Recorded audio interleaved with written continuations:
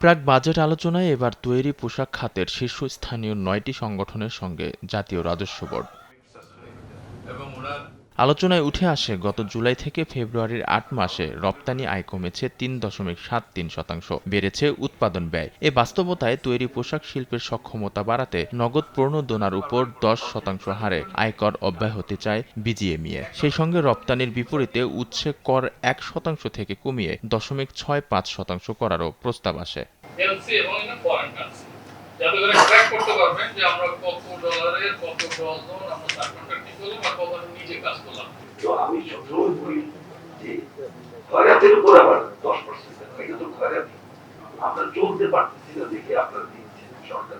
BTM এর পক্ষ থেকে ১০ থেকে ৩০ কাউন্টারের সুতা বন্ড নগদ প্রণোদনার ট্যাক্সের বাইরে রাখার দাবি করা হয়, আর টার্নওভার ও উৎস কর ১% থেকে কমিয়ে ০.৫% নির্ধারণের প্রস্তাব করা হয়। জ্বালানি সংকট মোকাবিলায় রফতানিমুখী শিল্পের জন্য এলপিজিতে সকল ভ্যাট ট্যাক্স অব্যাহতির দাবিও করা হয়।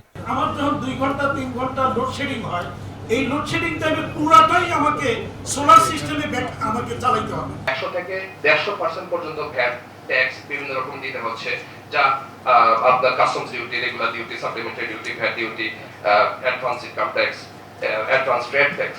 আলোচনায় ব্যবসায়ীদের সকল ধরনের সহায়তা করার কথা জানান এনবিআরের চেয়ারম্যান। বলেন, কর ভ্যাট ফাঁকি রোধে ডিজিটাল প্রযুক্তি ব্যবহারে জোর দিচ্ছে এনবিআর। যেখানে যেখানে ডিজিটাল ডিভাইস দিয়ে আমরা কানেক্টেড হতে পারি, আমরা কানেক্টেড হবে যাতে করে অটোমেটিক্যালি ইনফরমেশন চলে আসে, কেউ যাতে মিস ইনফরমেশনটা দিতে না পারে। রাজস্ব বাড়াতে প্রযুক্তি নির্ভর ব্যবস্থায় জোর দিচ্ছে এনবিআর, আর টিকে থাকতে কর ছাড় চায় পোশাক খাত। এই দুইয়ের ভারসাম্য হবে কিভাবে, সেটি এখন দেখার বিষয়। আলফি রায়হান, দেশ টিভি, ঢাকা।